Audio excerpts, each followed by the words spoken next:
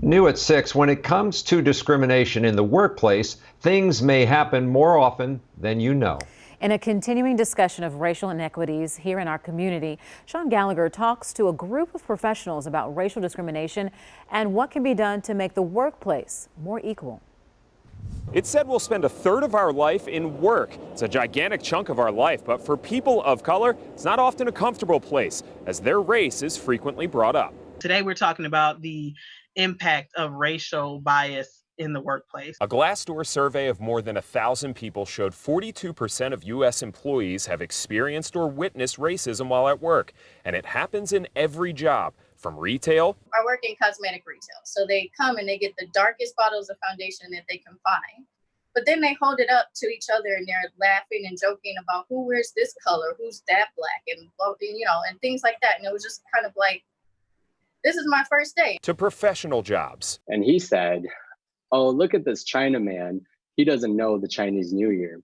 Edgar Lin is an attorney and had an instance where a judge took pleasure in setting dates that corresponded with the race of the attorney or client. I was there in a very awkward position because everybody's laughing like it's a joke, right? I have my client's life on the line on my right, who is going to be sentenced by this judge. What do I do? I have seen a well-told story really start to change hearts and minds. Corey Joe Biddle with Fuel Milwaukee hopes these webinars help people understand the current state of things. Today's group shared personal stories about how racism in the workplace impacted them. You're more approachable when you straighten your hair, or you just look nicer. You look so militant when you wear an afro.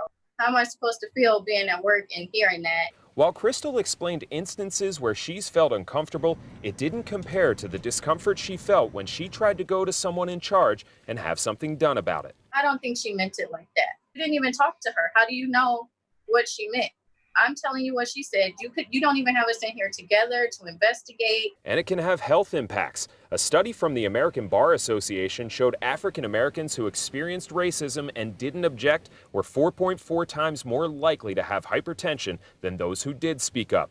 But it helps when an organization takes things seriously. A lot of organizations don't have that subject matter expertise. Gennaro Baez is the Director of Human Resource Operations for Milwaukee County. He says in the HR industry, efforts are being made to make things more equitable. Organizations are looking at hiring diversity and inclusion focused talent to their people, their talent management structure. But what it boils down to is help.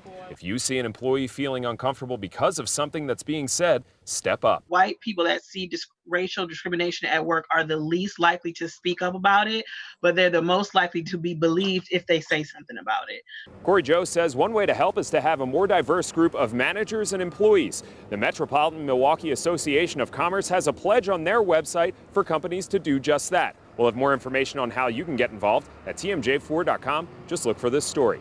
In Milwaukee, Shaun Gallagher, TMJ4 News.